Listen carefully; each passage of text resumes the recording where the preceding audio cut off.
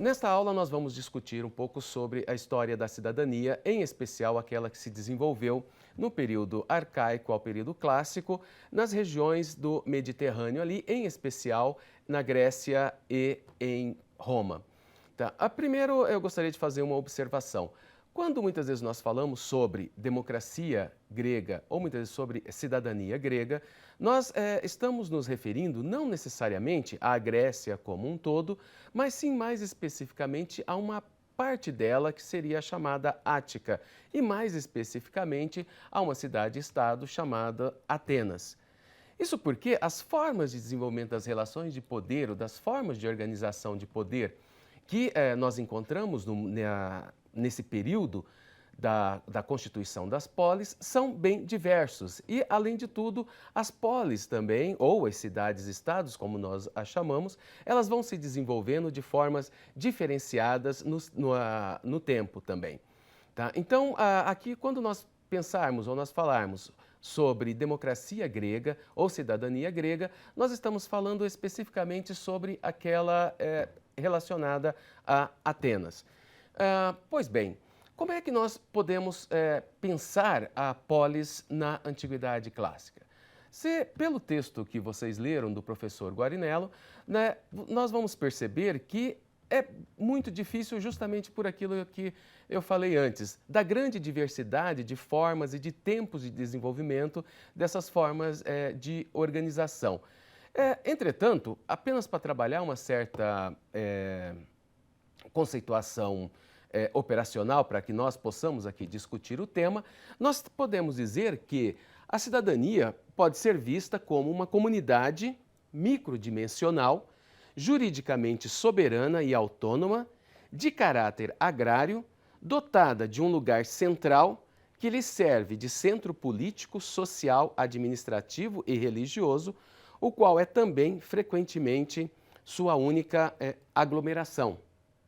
A polis, como nós vimos, ela tem, primeiro, um caráter territorial, elas são espaços compostos por um centro e uma área agrária que lhe dá subsistência também. Ela tem uma certa estrutura administrativa, que normalmente se coloca nesse centro, tá? E também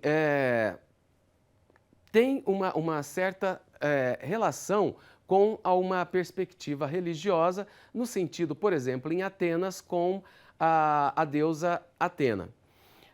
O que é de interessante nessa organização política que nós podemos chamar de polis é que ela traz uma forma diferenciada de como se exerce o poder.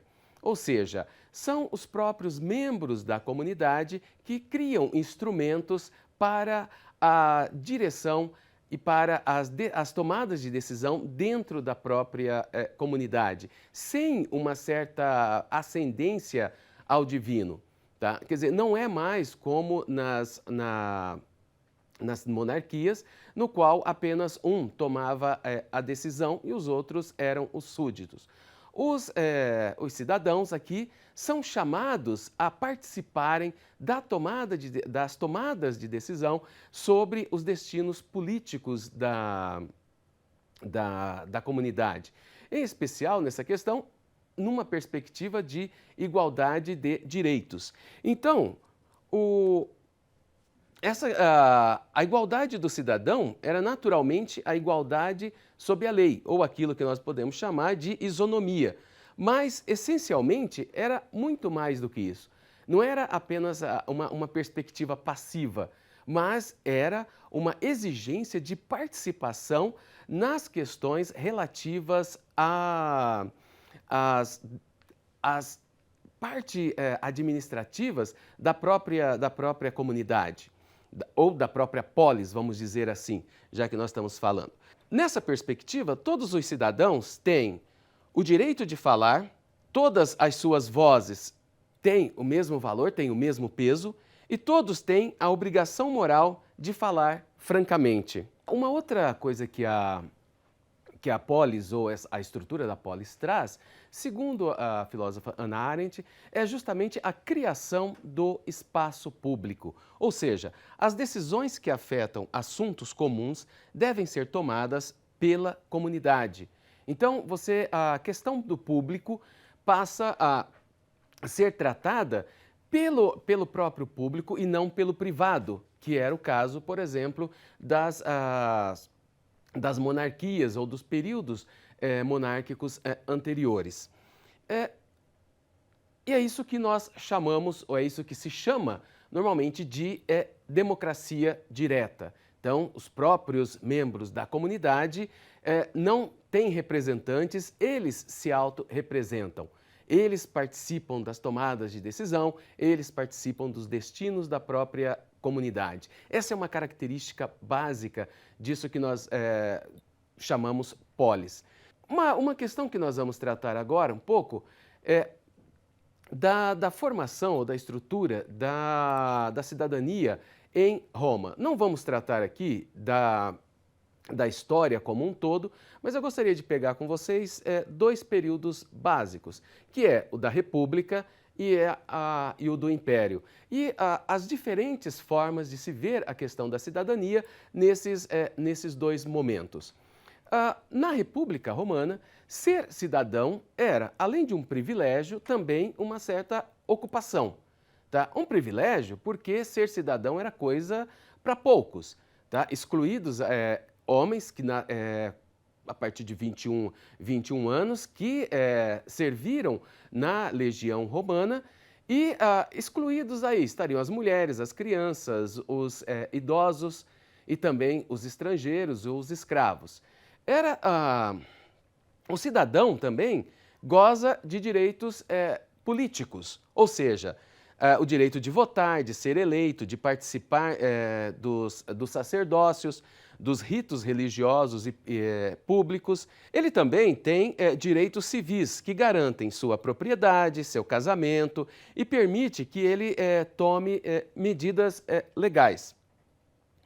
A ocupação que é exercida pelo cidadão, ela se dá no fórum durante os debates e eleições de magistrados, civis e chefes das Forças Armadas. Ser cidadão exige, portanto, a participação e a dedicação reais aos assuntos públicos. É nesse sentido que é aquilo que nós chamamos de res publica, a coisa pública, o interesse pela coisa pública. Havia, por causa do período de domínio etrusco sobre a Roma, a sociedade romana, nesse período, era dividida basicamente em duas classes. Os patrícios, que eram aqueles que basicamente dominavam toda a parte dos serviços públicos ali, dos cargos públicos, e o restante da população, que eram os plebeus. Tá? Com o tempo, o desenvolvimento da própria República Romana, os plebeus vão adquirindo poder e, através de uma série de reivindicações e de lutas, eles conseguem, paulatinamente, acesso a uma certa classe, uma cidadania plena, melhor dizendo, que era característica apenas dos patrícios. Uma das grandes conquistas dos plebeus, por exemplo, foi justamente a instituição de uma legislação escrita, que foi apresentada nas 12 tábuas da lei de Roma. Vamos só dar uma olhadinha do que dizia uma das tábuas, que era a do chamamento a juízo, que era uma questão legal.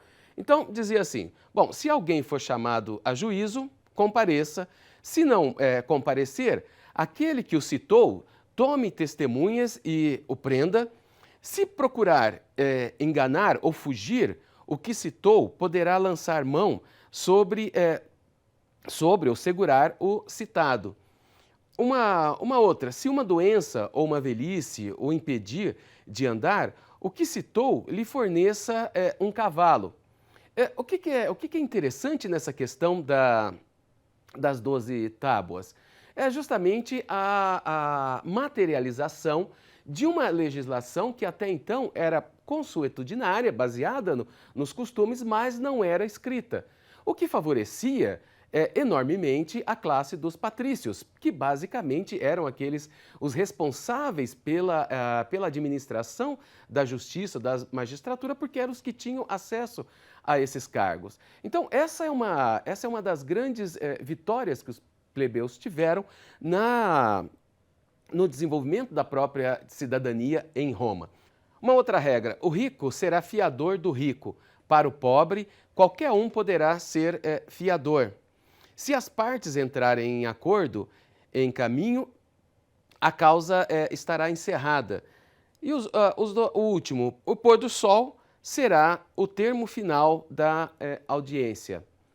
Ora, com a derrocada da República Romana, com a vitória de Otávio Augusto sobre Marco Antônio e Cleópatra, a questão da cidadania em Roma muda.